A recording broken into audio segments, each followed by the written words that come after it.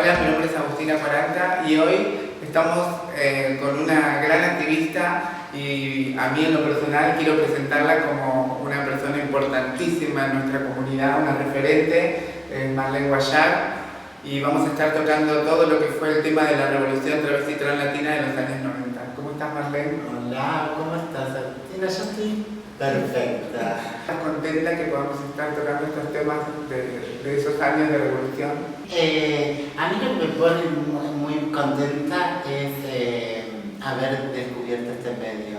Parece importantísimo que, a pesar de a donde te haya llevado la vida en el mapa mundi, tengamos un medio de comunicación propio, autogestivo, que pueda además estar representando a todas las comunidades latinoamericanas, ¿no? Porque me entero de noticias de Brasil, de Ecuador, de Guatemala, de México, entonces eso me pone muy contenta.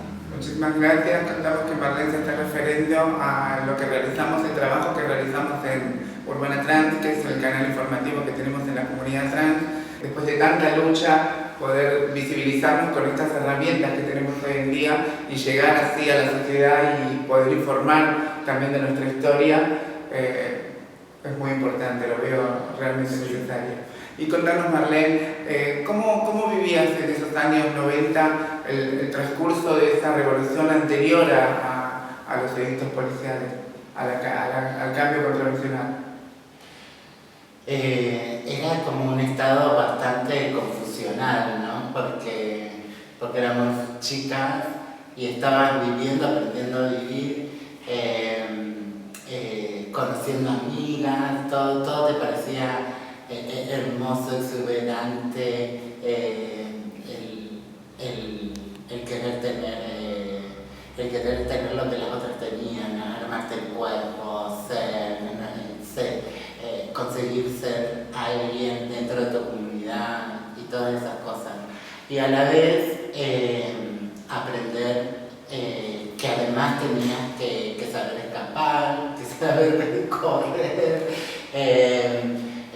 las cosas frustrantes, muy impotentes. Yo venía de una familia muy particular y con la escolarización, en un momento muy particular yo al secundario estaba en el secundario en el año 83, había recién llegado a la democracia.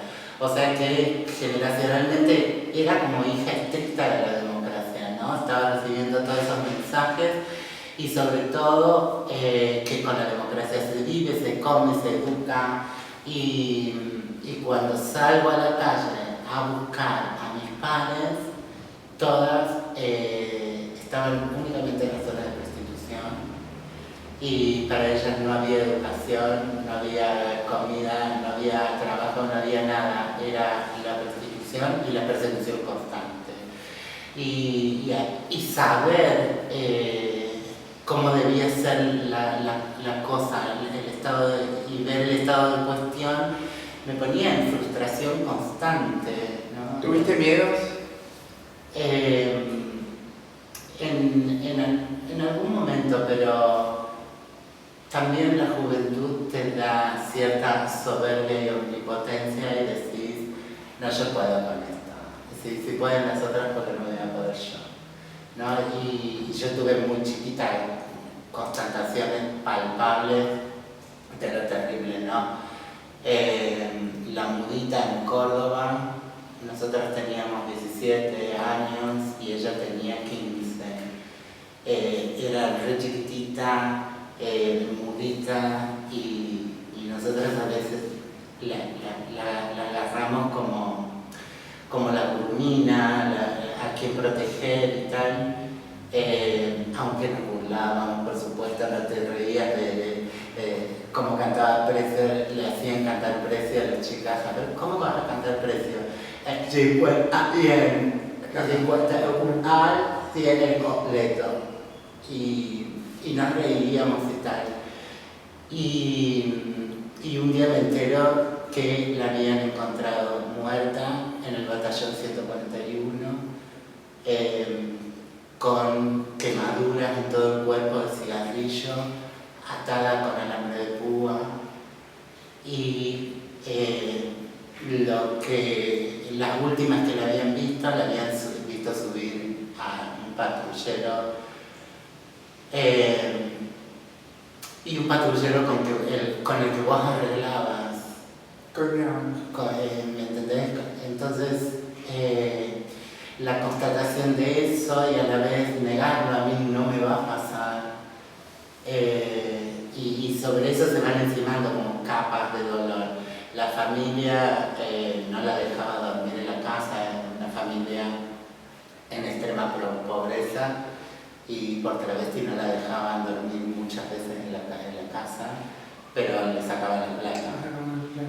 ¿Cómo era el trato policial? Contanos cómo era el trato policial en esos tiempos. Yo siempre tuve la suerte de manejarme en lugares muy céntricos. Yo soy de Córdoba, capital, me juntaba con las chicas del centro, que ya tenían cierto estatus, porque también sucedía en el ejercicio prostitutivo los diferentes estatus, y cuando me vine a Buenos Aires yo más o menos sabía.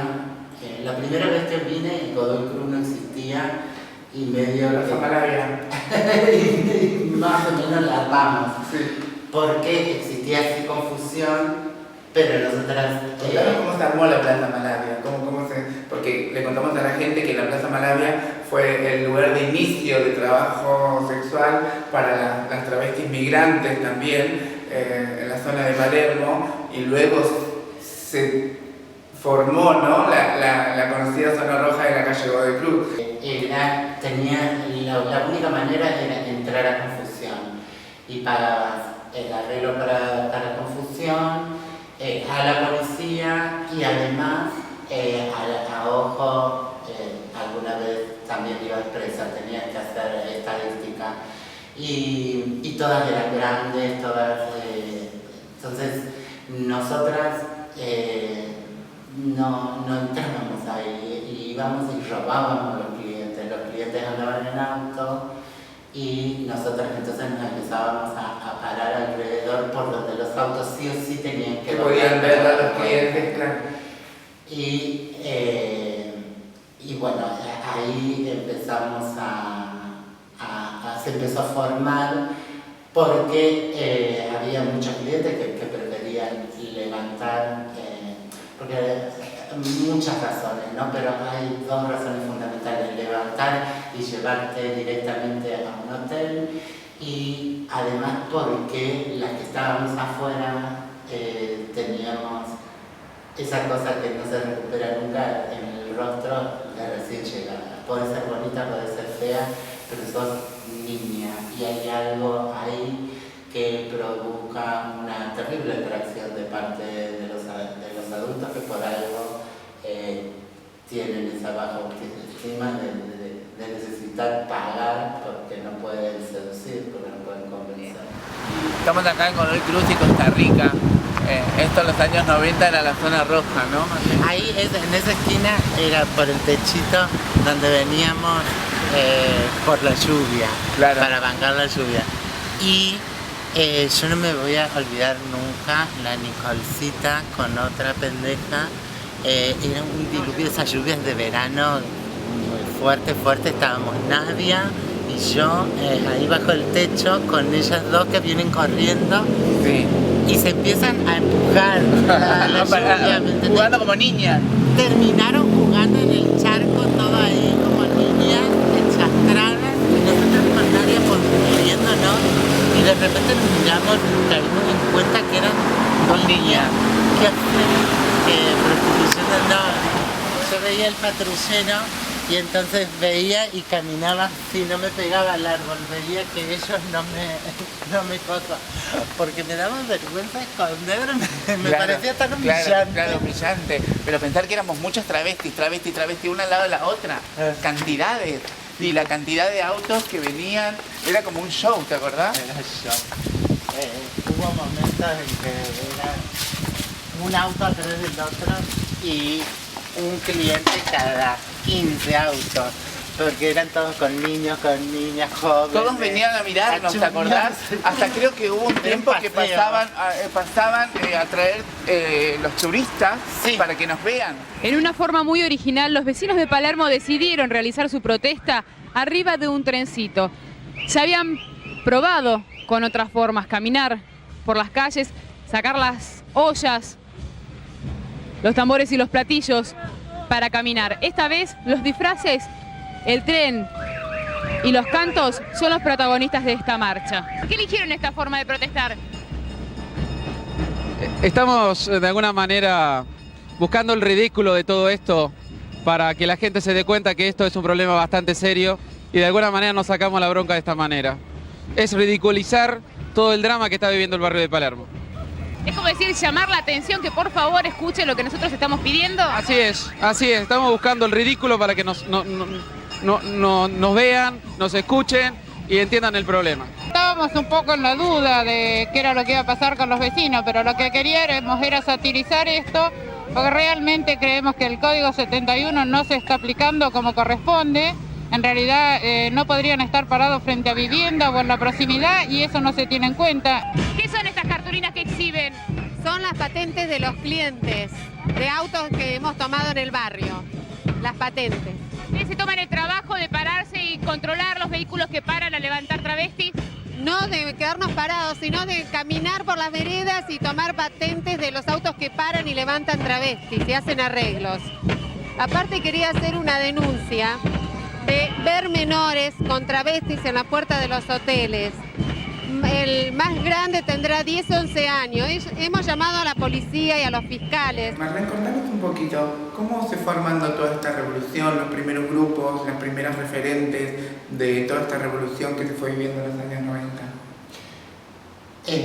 De manera muy caótica y catártica, ¿no? Porque te imaginas que estabas o en el calabozo, o en el hotel, o en la zona de prostitución y entonces el hotel era para dormir, era de descansar y si tenés 2 minutos de charlar y arreglarte y qué sé yo, cocinar, pero realmente lo que nos unía era el calabozo, ¿no? Porque en el calabozo estabas con todas las pilas, porque saliste a trabajar, estabas con esa energía, estabas lúcida. Esa furia también, ¿no? Y claro, impotente porque te llevaron presa, estás perdiendo la noche y ahí la furia, que a veces se iba, por supuesto, te pones a jugar, a pasar el tiempo.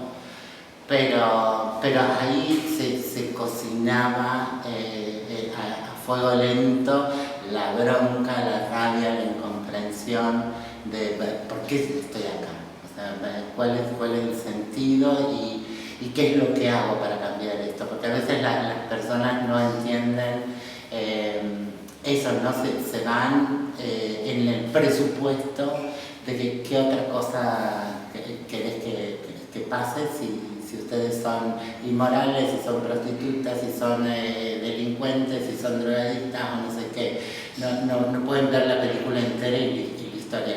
La que está en situación de ¿qué hago yo para no hacer esto?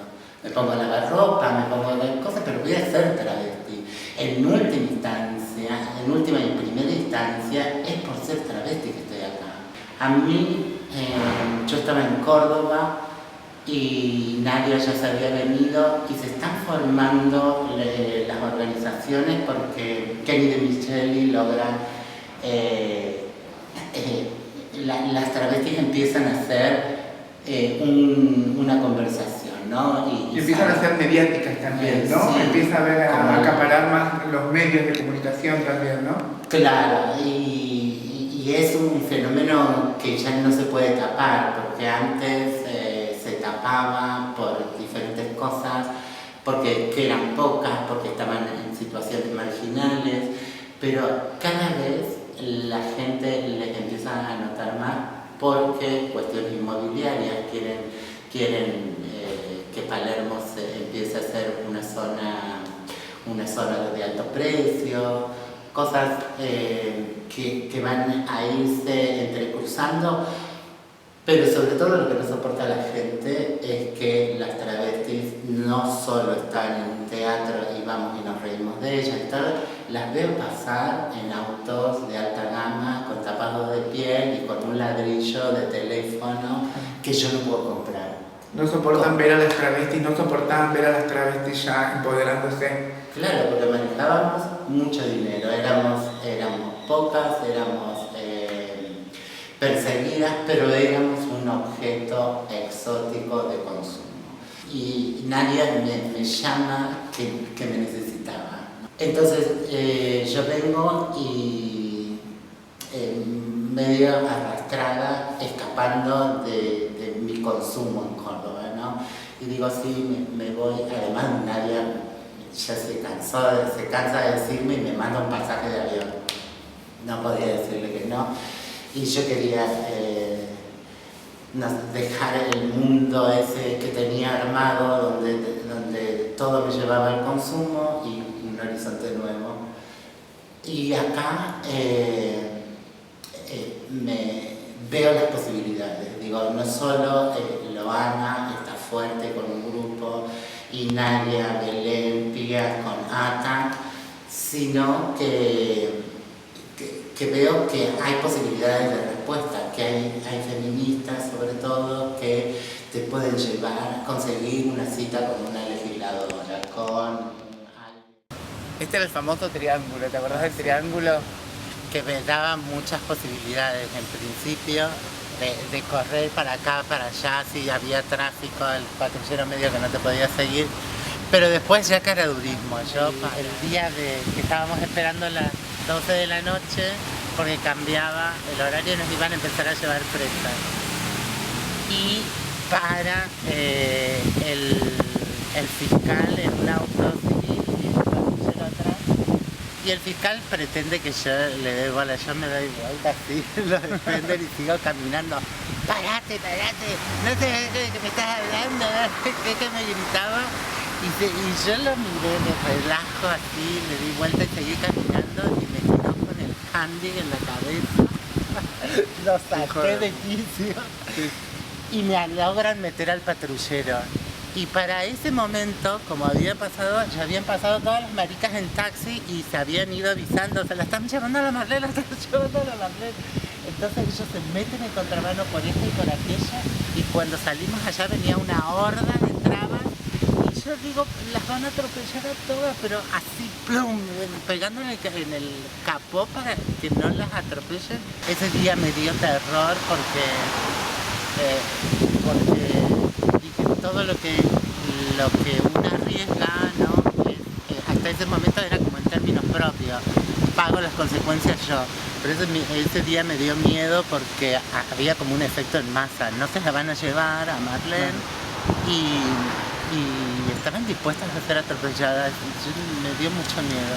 También demuestra la unión que tenemos en la comunidad trans, ¿no?